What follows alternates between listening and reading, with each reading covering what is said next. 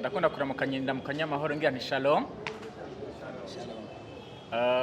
Reka manze nshimire cyane Kivodo adufashije mu kwinjira neza mu rubanza guno munsi. Na cyane muri no rubanza turimo umunsi neza ko twari turindiye turi benshi kandi nkuko mwage murebona ku ma invitation canke ku butumire muri rusange bwadutumiye twese turi hano. Isango ryari ikibanza cari iki none rero ndazakoresha ijwi rinini kubera ko ndabona umenga turi mu muyaga ariko nta bintu byinshi duza kuvuga. Hari ikintu Kivodo yavuze ati uwitwa Julie canke Juliana Itangishaka yashaka ari kugira ikindi kintu kanaka ahaza aramenyekanisha ibindi bintu ariko kuba yafashe ino nzira agakora icitwa Julie Entertainment ubwo ntuvuga yuko yashatse ko kiba entertainment nyene kandi entertainment ni kuvuga ngo ni imyidagaduro muri rusange. Mu kwidagadura rero nta bintu byinshi cyane wana yuko turi n'abajene nta bintu bya bisamaraso ashushe nta bintu birefu tuza kujamo. Niyaza ko ni kuno munsi nkuko nari ntanga ndabivuga munyemere manzi ndabashimire abantu mwese twitavye kuno butumire kubera ko hari nabo byagoye ariko twebwe twitanze tugashika kuno mwanya tugashika muri kino gikorwa. Munyemerere ndabashimire tubashimire cyane muri rusangi ko mwitavye ubutumire. Mureke mwebwe kwikomera amashi ndabakomera amashi twebwe tubakomera amashi mwakoze cyane. Naho mpereye kandi ndabaha nikaze kandi muri kino gikorwa ni Julie Entertainment. Ngiye guhera novuga kuri presentation canke mu mwidondoro wa Julie Entertainment muri rusange. Julie Entertainment ni iciyumviro kikaba n'igikorwa cyitwa Itangishaka Juliana nkuko mwamazika muvyumva. Itangishaka Juliana ni iciyumviro ciyo ikaba n'igikorwa ciyo muri rusange.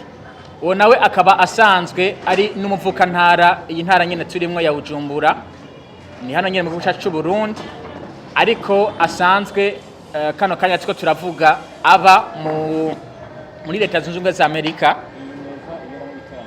Hanyuma nkuko navuze asanzwe avuka hano nyene mu gihe kitari gito rero amaze ari muri leta zunze ubumwe za Amerika. Mu gihe kitari gito yaramaze atari hano mu Burundi yahisemwo nk'abandi nkuko basanzwe babikora yahisemwo kugira iciyumviro cyuko yogira cyaterereye nawe mu hano mu gihugu ciwe c'amavuko igihugu ciza c'u Burundi. Muri uko guterera rero avuga ati nta kundi ndabigenza atari kumanza kugira umutima ufasha kugira ngo muri kwa gufasha abantu benshi bafashwe hanyuma hanafashwe impano zitandukanye. Ndiko ndaza bakegwa mwumva icyatumye ijambo entertainment riza muri bino bikorwa vya Julie canke Juliana Itangishaka.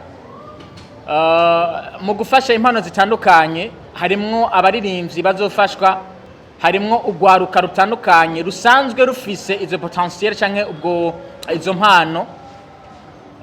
Ugwaruka rwinshi ni gusanga rufise izo mpano benshi amaze gukura bakagera mu myaka ikuze hari gihe bisanga batagishoboye no kudevelopa za mpano baba bari bafise ariko iyo bafashijwe bakiri ugwaruka bagafashwa bakiri mu myaka mike birafasha ko ugwaruka babana canke yamiyabaga badevelopa za mpano bari bafise bikaza guterera mu iterambere ry'igihugu. Naho rero Juliana Itangishaka avuga ati aho nkwiye gutangura gufasha ni muri ugo gwaruka naho hasanzwe hari impano. Naho ahari impano ni hehe? Ni mu gwaruka muri rusange. Muzobona rero ibikorwa nza kuvuga muri rusange biza kugaruka cyane kugwaruka ku mpano z'ugwaruka n'ubazofashwa cyane ari ugwaruka muri rusange. Reka rero muce munyemera muri no ntangamarara ndiko ndagira nubwo yari yagize umwidondoro muri rusange ndawufatanye no mwidondoro wa kino gikorwa muri rusange ko maze kwa muvyumva nyene igikorwa canke nyene ciyumviro yitwa Juliana Itangishaka. Akaba afise umuserukizi ni Igor Igor Burundi musanzwe muzi, akagira umufasha mu bijanye no kumenyekanisha amakuru.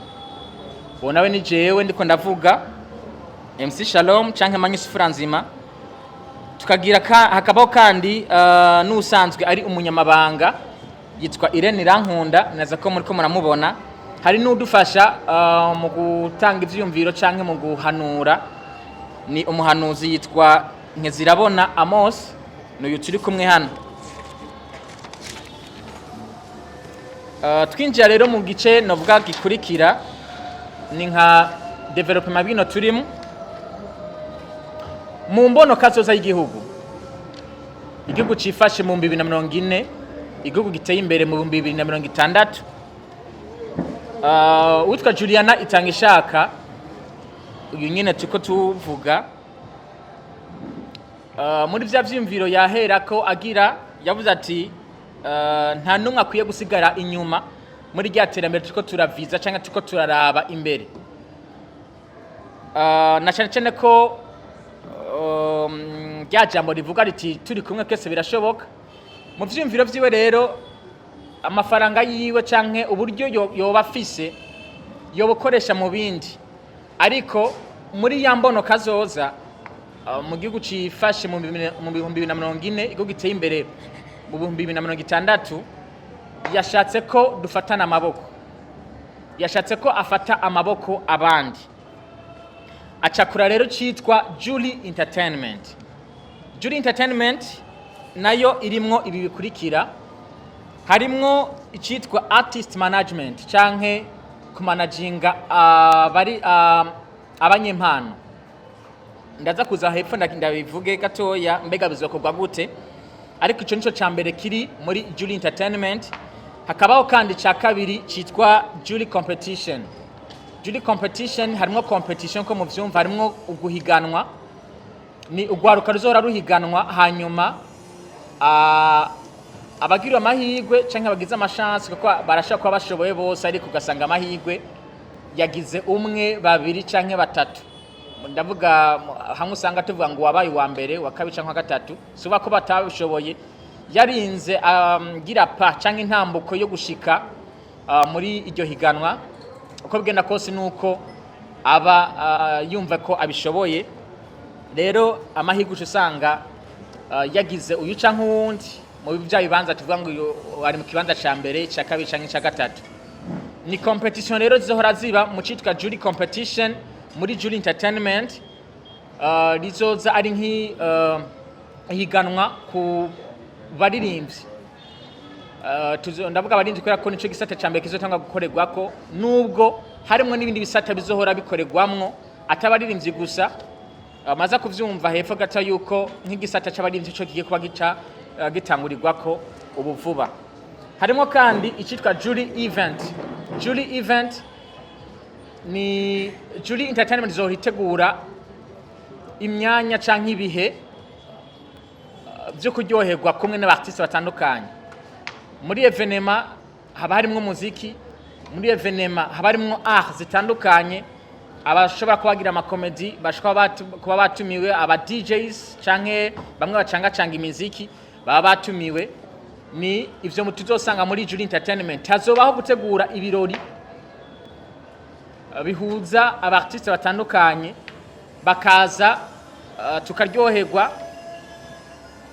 ariko kandi hakabaho nukuriha agafaranga kazoba ari gake gato katavuna. Uti kubera iki? Ni kubera ko mu gikurikira ngiye ko ndakubwira harimwo icitwa Fondation Juliana. Fondation Juliana nayo ni igisata kizoba kiri muri Julie Entertainment, kizoba kijejwe gufasha abatandukanye. Wanashima kino gisata kizokorera cyane hagati mu gihugu, atari hani Bujumbura gusa, kubera ko hagati mu gihugu niho dusanga bamwe canke mbere benshi badafise access ku bintu byinshi bitandukanye. Ndavuga nko kuri access kuri santé, access kuri education. Usanga ari ugwaruka rumwe rumwe abafise imyaka mike hariya bishika bagaheba n'amashure kubera ko bataronse ubwo bufasha. Bishika amagara yabo ugasanga ntifashe neza kubera ko bataronse ubwo bufasha. Hamwe ubwo rwaruka ruri hariya hagati mu gihugu rwogirirwa ibakwe rugafashwa mu bijyanye n'amagara yabo, twoja gusanga rwaruka twifuza kubonamwo ya mbono kazoza tuguma tuvuga, rwaruka twifuza kubonamwo impano zitandukanye, twoja gusanga tururonse babana bapfa badakwije imyaka 5, ibitigiri byinshi usanga bigenda biravuga mu haroro bimwe bigenda biratangwa na sante, twoja gusanga vyagabanutse.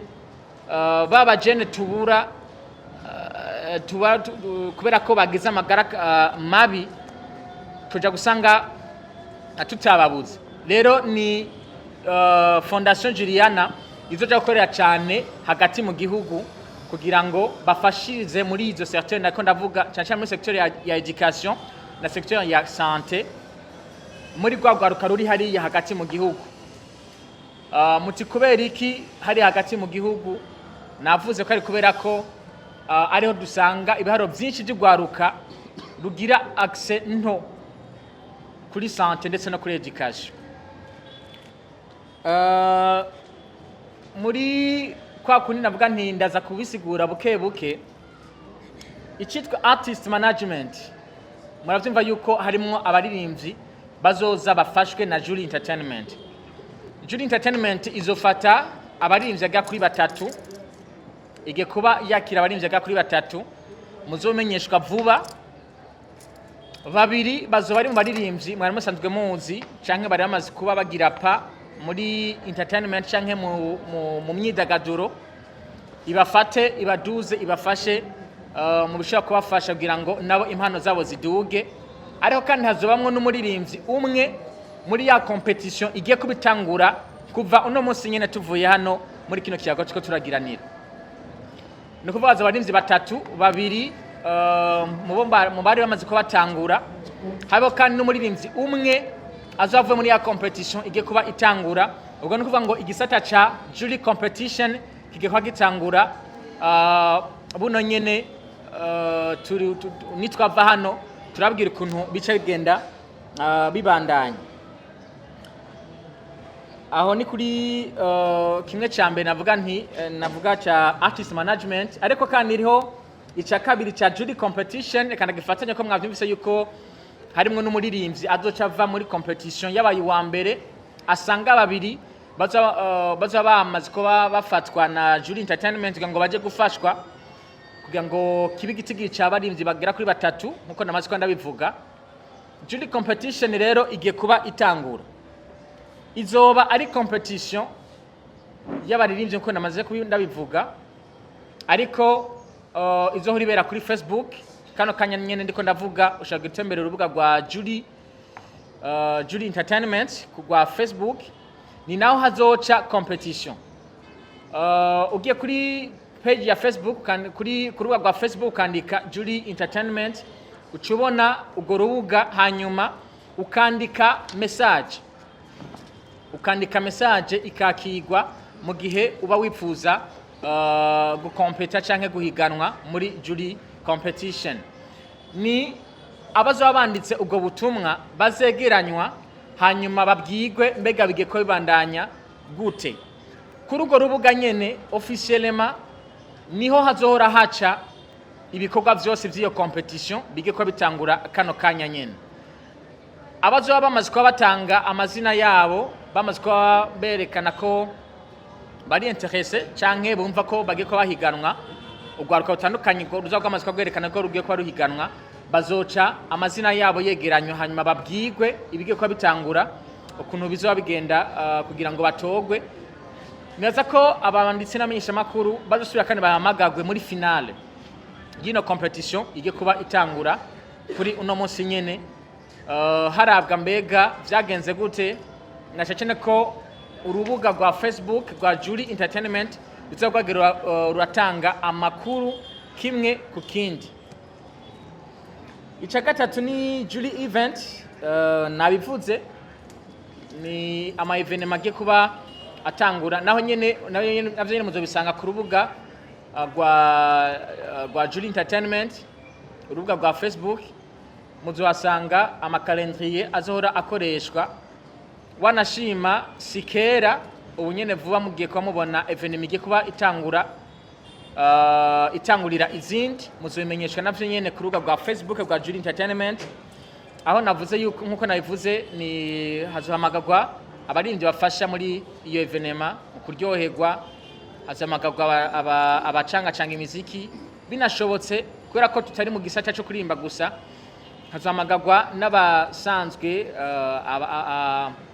abakomedien canke abasanzwe bakorera muri ya secteur yo gutwenza, bahamagagwe bakore muri iyo evenement, hanyuma habeho kuriha amafaranga atazoba ari menshi cyane mu kibanza muzomenyeshwa. Igituma navuze ko ari kurihisha nace nayifatanya na Fondation Juliana, ariko niza ko mwace muvyumva, ni kubera ko uburyo buzova muri izo evenement ziko zirakogwa buzoza gufasha muri cya gisata navuga citwa Fondation Juliana. Fondation Juliana izokorera muri bya bisata bitandukanye navuga mu ntara zo hagati mu gihugu, tuja gufasha mu ntara zo hagati mu gihugu, na cece muri secteur ya santé ndetse na education. Ica kane ni icinye ca Fondation Juliana, cyo sindagarukako, ariko kandi icanyuma ni citwa Julie Media. Ivyo bikorwa vyose bikorwa na Julie Entertainment. Mwavyumvise ko ubwa mbere mu buryo bwo gutanga amakuru ya Julie Entertainment bizoba bisangwa ku mbuga zitandukanye za Julie Entertainment, ku rubuga rwa Facebook ndetse n'izindi mbuga zikwa zikogwa. Hazobaho kandi na media izo bikorera en ligne, naza ko navyo nyene muzobimenyeshwa. Hazoba na media izo bikorera en ligne kugira ngo ibizo birakorwa na Julie Entertainment vyose hashoboke canke habeho uburyo biba mediatize.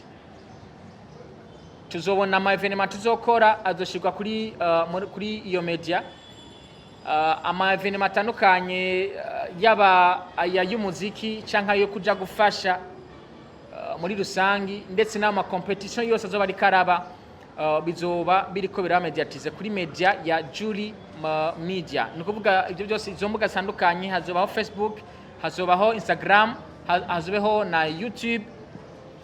Media ya YouTube izoba ikorera en ligne. Ivyo bintu iyo secteur mu bijanye na media byose bihurikiye mu citwa Julie Media. Ni naho nyene rero ibikorwa bitandukanye biri muri Julie Entertainment biba bigarukira, bavyumva ko ibikorwa bigera kuri 5. Ivyo byose bikaba bizoba bihurikiye mu citwa Julie Entertainment muri rusangi. None rero munyemerere dufatiye ngaho, dufatire hano, dufate kano karyo kugira ngo tubamenyeshe yuko kuri ino genekerezo rya 5 mu Kakaro umwaka wa 2025 ibikorwa bya Julie Entertainment vyuguruwe ku mugaragaro Icese muri kino kiyago n'amenyesha makuru muri kino kibanza. Munyemere tubikomera amashi kubera ko ni icifuzo gishikiwe. Sinorangiza rero ntabashimiye kuba mwitavye bino bikorwa, mukitaba buno butumire bwacu, ubutumire bwa Julie Entertainment muri rusangi, kandi nshimira abantu bose bariko baragira ico bakoze mu kugira ngo ugwaruka rutera imbere biciye mu kumenyekanisha canke mu gushira habona impano zabo muri rusangi. Hariho abantu bitanga bakorera ku mamedia yabo, bakorera ku amasamirizi atandukanye, amamedia akorera en ligne atandukanye. Hari n'abakora ku giti cabo bagatanga makuru atandukanye, abafise imbuga zabo ziri officiel bakavuga bati no rubuga nta kinda rukoresha atari kugira ngo nshira habona canke mfashe ugwaruka rufise impano zitandukanye. Ico sino reka ugenda ndagishimye kubera ko muri mu batuma yambono kazoza tuko turavuga igihugu cifashe, igihugu giteye imbere tuzogishikira, na cyane ko ivyo byose tuko turavuga tubikonta canke tubiharura kugwaruka muri rusanzwe rufise za mpano zitandukanye turiko turavuga. Munyemere rero ncindangiriza hano umwanya Chelsea tusubiza, ariko kandi nyaza ko za kubaho umwanya uza kuba tagize hari cyo atatahuye canke afise akabazo kanaka aze kuba akagira, ariko kandi agatasinzi ko Igo mwavyise yuko asanzwe ari newe muserukizi wa Jury Entertainment muri rusange, agire nihaba ari cyo yongera ko canke yuhira kubyo nako ndavuga agira abivuga kwishura mu bibazo nta kibazo. Yes, araza kwishura mu tubazo tutandukanye tuko turabazwa, nuko murakoze. Ashimire kuri uno mwanya mumpaye. Ikintu ca mbere no vuga no kubashimira kuba mwashitse hano kuno munsi mwiza wa gatandatu. Turi hano nk'abaserukizi ba Julian Itangishaka ari warongoye Jury Entertainment igizwe n'ibisata bitandukanye ko bagiye barabivuga, harimo jury competition, harimo jury event, harimo kandi na jury media, harimo na Fondation Julian nkuko bagiye barabivuga. Ikintu numva noza kongera ko ngaha ni ikintu kijanye na competition. Ino competition iratunganijwe cyane gose ku buryo mudashaka kuba mu vyibaza ko ni igikorwa kitazokora Igo, ni igikorwa kandi kitazokora Shalom, ni igikorwa kizokora abantu bose bari muri industry, kuko hazobamwe baririmbyi, hazobamo kandi aba influencers, hazobamo aba tiktokers, hazobamo abenshi makuru mwebwe, hazobamo kandi n'abantu benshi batandukanye bazo bari mu kino gikorwa kugira ngo dushikane kure abanyempano batandukanye bari ngaha mu gihugu cyacu Burundi. Icambere hangire no gushikana kure abanyempano bataragaragarizwa impano zabo ngaha mu Burundi. Kigira kabiri gahunda yiwe no gufasha abantu batagira ikintu bashobora kuba bo kwishoboza hagati mu gihugu, ari naco kiri muri Fondation Julian nko bagiye barabivuga Shalom. Kindi naco ni jury competition, kwiyandikisha ni guca ku rubuga rwa Jury Entertainment. Kuva no mustake ya gatanu batanze urusha ko ari umunsi wo kwiyandikisha gutanga no munsi kugira ngo umuntu wese afise impano yandikishe na cyane cyane kuririmba bice kwa n'urubuga rwa Facebook rwa Jury Entertainment. Kuri Facebook azotanga link n'izina yiwe n'intara asanzwe avukamo, apana intara bamwo kuko intara bamwe ashaka kwanga mu gisagara mugavuka mu ntara y'umuntu. Atanga link, izina yiwe n'intara avukamo na telefone yiwe, gutyo baca bamushyira mu rutonde. Muza murabona yandikwa ngene genda yagenda kuri Facebook ya Jury Entertainment. Yabivuze neza ko ino competition izobamo nk'ibiteramo, kuko finale izoba igiteramo, 8e de finale izoba igiteramo, 4e de finale kizoba igiteramo. Mwana majambo si ibintu bizobera muhiri wanje canke bizobera muhira kwa Shalom, ni ibintu bizobera ku mugaragaro. Nimba batanze ko bishobora kubera muri Nueva, bikabera muri Nueva kandi harimo n'abantu batandukanye ngaha mu Burundi. Mwana majambo amafaranga azokwinjira yakoze mu kwinjira ku muryango nkuko iteko ryavuye kwa Jury Entertainment azofasha abantu bari hagati mu gihugu baje batagira ikintu bashobora kuba bo kwishoboza bivuye muri Fondation Julian. Nico kintu mva no shimikira ko cyane, mwumve ko amafaranga agiye kuza mu mufuko kwa Shalom cya kwa Julian Itangishaka, kuko kuba yashizemo uburyo mwa bino bintu nuko adakeneye amafaranga mwa bino, aho bakeneye ko ashigikira impano z'u Burundi, akanashigikira kandi n'abantu batagira ikintu kwishoboza. Hano bifatanya event, bifatanye kandi na competition, birafatanye kandi na Fondation Julian. Bino rero ni bimwe mu bintu bigiye kuba bikogwa n'uwita Itangishaka Julian asanzwe arongoye Jury Entertainment ngaha mu Burundi. Barako yagiye kuba ija ku mugaragaro mu kubashimira mu yabamenyesha makuru mwashitse hano kugira ngo mufashe Julian mu gushira ku mugaragaro kire gikogwa. Ari ako kanya muca mugira n'ibibazo mushaka kuba mubaza kwa kino gikogwa mu byo twagiye turatanga byose.